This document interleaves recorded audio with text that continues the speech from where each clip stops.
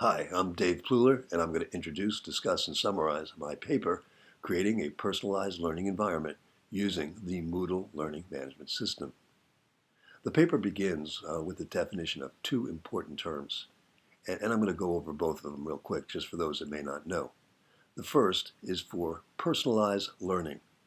In the paper, I define it as tailoring learning for each student's strengths, needs, and interests, including enabling student voice and choice in what, how, when, and where they learn.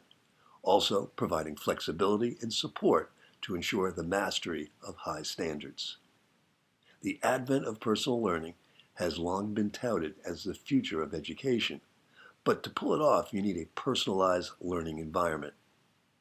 In the paper, I define a personal learning environment, also commonly referred to as a PLE, as a system that helps learners take control of and manage their own learning. This is not a thing of the future, it's a thing that's happening right now. At the forefront, from what I can see, are two companies, Pearson and Newton, and they're already advertising that they're providing personalized learning environments.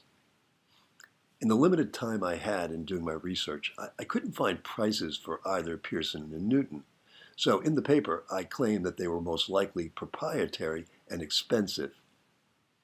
Well, in the last 24 hours since I've completed and posted the paper, I found out that Newton was in fact free. Well, kind of. Today I played around with the Newton site, and some courses that were there were in fact no cost. However, they didn't have my course, U.S. History. And when I tried to create a chemistry course, it wasn't free. Now, I'm not sure of the price, but not all their offerings are free. I also, in the last 24 hours, found some information on Pearson's site.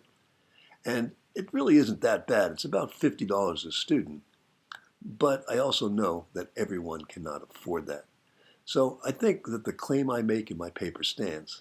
Not everyone can pay for these corporate sites. So, off to my problem of practice. How can an average teacher take advantage of personalized learning? I suggest that a PLE can be created in an open source LMS, more specifically in the LMS Moodle. Why Moodle?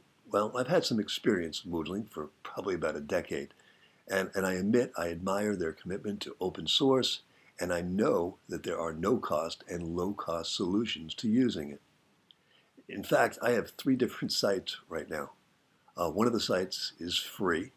One cost me about $10 a month. And the third, which I use in school and has approximately 1,000 users, only costs about $100 a month.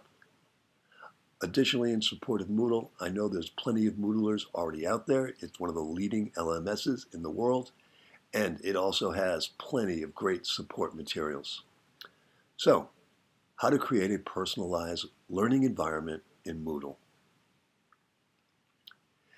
After finding many different academic viewpoints on the framework or desired characteristics of a PLE, I decided to come up with my own.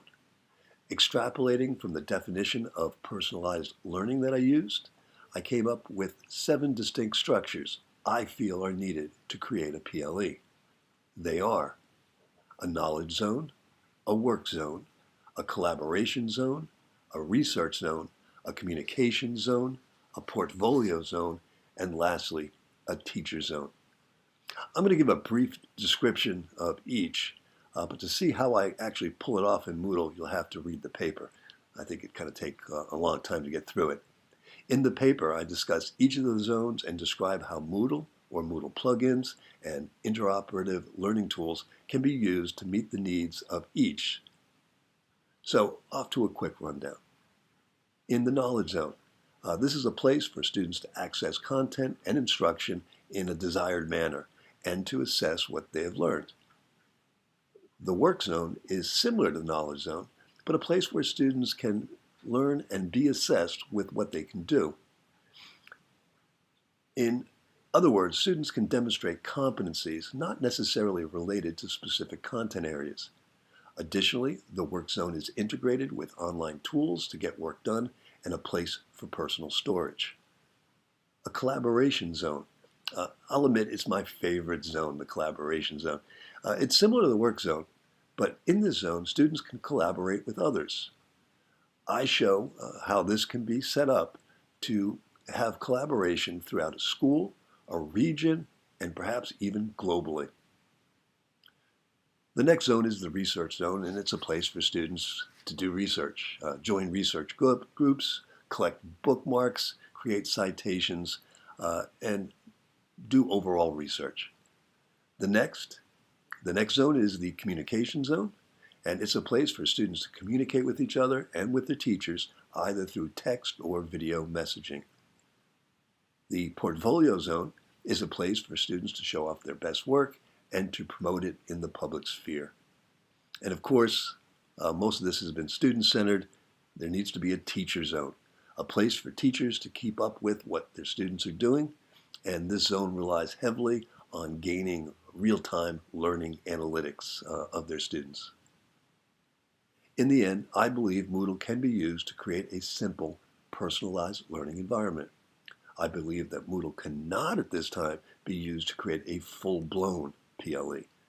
The two reasons for this is a lack of integration of artificial intelligence with Moodle and a lack of available course resources. I know there's a lot of resources out there, but bringing the amount of resources in to support personalized learning is enormous. Regardless, I think the building of a simplified PLE within Moodle can be a great benefit to educators. First and foremost, it will allow teachers to offer personalized learning where it may be unavailable or just too costly. Finally, I do believe that giving students the ability to learn anything, anywhere, at any time will truly be transformative. Thanks for watching.